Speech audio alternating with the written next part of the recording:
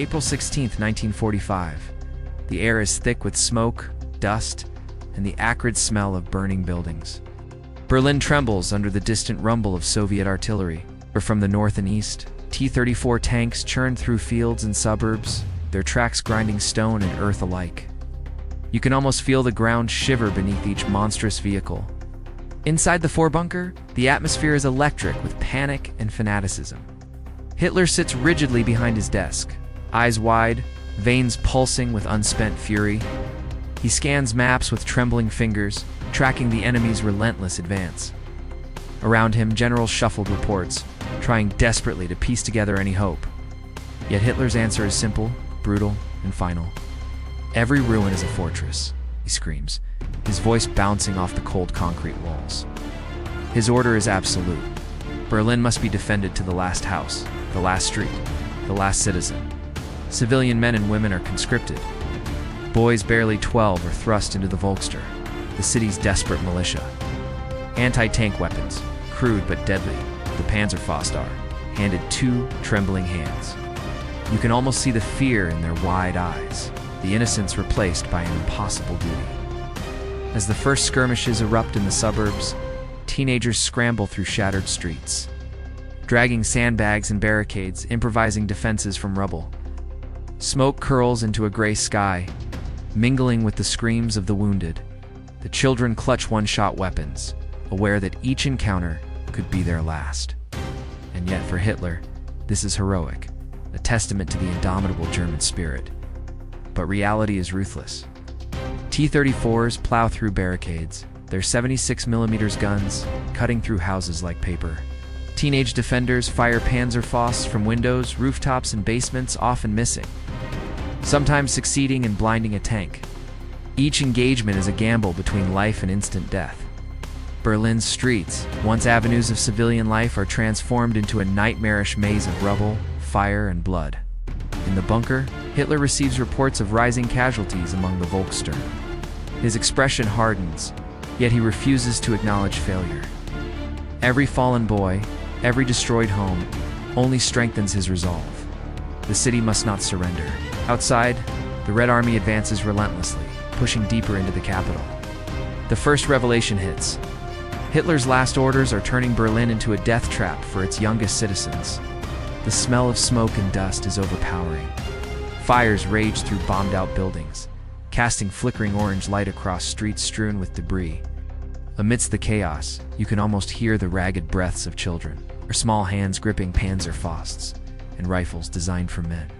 Reports from German officers describe 12 and 13-year-olds thrust into urban combat, given one-shot anti-tank weapons, and told to hold the line at all costs. Bicycles are converted into mobile weapons carriers. Grenades, sometimes nothing more than explosive-filled tins or wheels rigged with shrapnel, hurled at advancing tanks. Fear is constant, but so is indoctrination. Hitler's propaganda promised a 1,000-year Reich. These children are told they are defenders of history. Every street corner is a potential battlefield. You can almost feel the tension as boys lie in basements, watching shadows move above them. A tank rolls past, a shot is fired, silence, and then a scream. Survival is measured in heartbeats, each one a precarious victory against overwhelming force. In the bunkers below, Hitler's voice echoes through the command posts. Orders demand resistance, punishment for retreat, and the defense of every ruin. Generals warn of futility. Officers beg for withdrawal to consolidate forces. But Hitler's obsession with heroism blinds him. The city's civilians are now shields and soldiers alike. The line between propaganda and reality collapses, and Berlin becomes a crucible of human suffering. As the Red Army pushes forward, encounters between children and tanks are often tragic. Panzerfausts explode against steel, sometimes piercing armor, more often igniting retaliation. Streets once filled with laughter are now a cacophony of explosions, shattering glass, and cries. You can almost see the bravery and terror etched on every young face, each a microcosm of the city's destruction. By the day's end, Berlin is a labyrinth of ruins. Teenagers are missing, wounded, or dead. The Volkssturm's presence slows the Soviet advance slightly, but cannot stop it. Hitler's insistence on house-by-house defense reveals a chilling truth. His obsession with myth and honor is costing the lives of those too young to understand war. And yet, the endgame is approaching.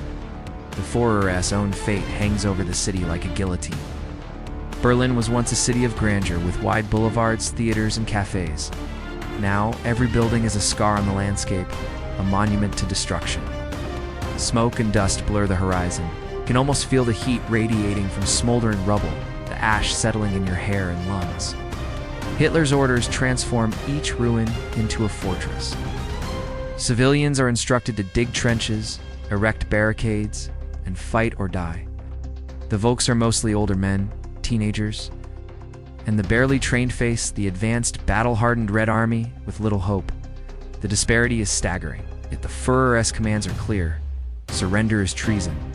Inside the bunker, Hitler's speeches echo like a mantra. Fight to the last house, he shouts. Every street, every building, every window is a fortress. Military reports of mounting casualties, civilian deaths, and collapsing infrastructure are met with incredulity. The reality outside does not penetrate the concrete walls of obsession. Children fight alongside older men, some wielding rifles, others Panzerfausts. Homemade explosives, traps, and barricades slow the Soviet advance, but at tremendous cost. You can almost hear the echoes of terrified voices mingling with artillery fire and tank engines. Each moment is a scene of desperate courage and horrifying loss. Berlin becomes a crucible where propaganda meets the brutal reality of urban warfare. Despite the chaos, Hitler remains isolated, obsessed with control. Letters from generals pleading for tactical retreats or consolidation are ignored. Orders are dispatched demanding heroism from boys who are barely old enough to shave. The juxtaposition is surreal, a dictator clinging to illusions while his city burns and his people die. By the end of this section, it is clear that Berlin is not merely a battlefield, it is a slaughterhouse. The line between heroism and madness has blurred completely. Hitler's obsession with myth is now feeding a nightmarish reality. And the city's youngest defenders are the unwilling actors in its tragic finale. April 22nd. The city's perimeter shrinks under the relentless Soviet onslaught. Tanks roll down streets that were once markets. Buildings crumble under shell fire. You can almost feel the vibrations in your chest, the panic in the air, the desperation of those still clinging to life. Hitler's voice continues to issue impossible orders. Houses must be defended, streets must be held, civilians must resist. The Volkssturm, depleted and exhausted, fights with grim determination. Children run messages, carry ammunition, and sometimes fight directly with Panzerfausts against tanks they cannot possibly destroy. Soviet soldiers advance cautiously, aware of ambushes and improvised traps. Mortar fire, Molotov cocktails, and Panzerfausts slow them but cannot stop the tide. Every fallen child, every destroyed street, every collapsed building is a testament to Hitler's refusal to concede defeat. The city itself is weaponized, a maze of ruin and fire meant to exact the highest toll on invaders and the inhabitants themselves. Inside the bunker, Hitler's mental state deteriorates. Reports of death and destruction barely register. The obsession with final victory dominates every decision. Phone calls to commanders are frantic, contradictory, and increasingly delusional. Civilians caught in the crossfire are dismissed as collateral. His world is now the bunker, the maps, and the myth of invincibility. As the Soviets press further, Berlin's fate becomes inevitable. Streets are scorched, bridges destroyed, and every building a battlefield. Teenagers are wounded, killed, or captured. The city's defense, dictated by ideology and obsession, becomes a tragic monument to the collapse of reason. You can almost feel the claustrophobia, the stench, the terror pressing on every survivor. The revelation emerges.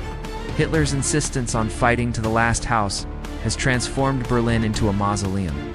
The lines of defense, the barricades, and the child soldiers' futile courage delay the inevitable, but cannot change it. The countdown to the Führer's own end is now palpable. By April 29th, Berlin is a city in ruins. The Red Army controls most sectors. Tanks rumble through shattered streets, and gunfire is nearly constant. You can almost hear the cries, the explosions, the relentless chaos pressing in from every direction. Hitler remains in the bunker, isolated, disconnected from reality. Every report is a reminder of his failure. Teenagers and elderly Volkssturm fighters have been decimated. The city's infrastructure is obliterated, yet he continues to issue orders for house-by-house defense, demanding courage from the hopeless. The final realization is inevitable. The thousand-year Reich has crumbled. Hitler's fanaticism, which sacrificed children and civilians alike, leaves him with nothing but defeat. On April 30th, 1945, Adolf Hitler dies by suicide in the Vorbunker. The city he ordered defended to the last ruin, now entirely under Soviet control. Berlin is left a graveyard of human ambition, ideology, and tragedy. You can almost feel the silence after the storm, the heavy weight of rubble, and the echoes of a population decimated by fanaticism. The final order, the defense of every ruin, the conscription of children. The refusal to surrender stands as a stark lesson in the consequences of delusion, obsession, and totalitarian control.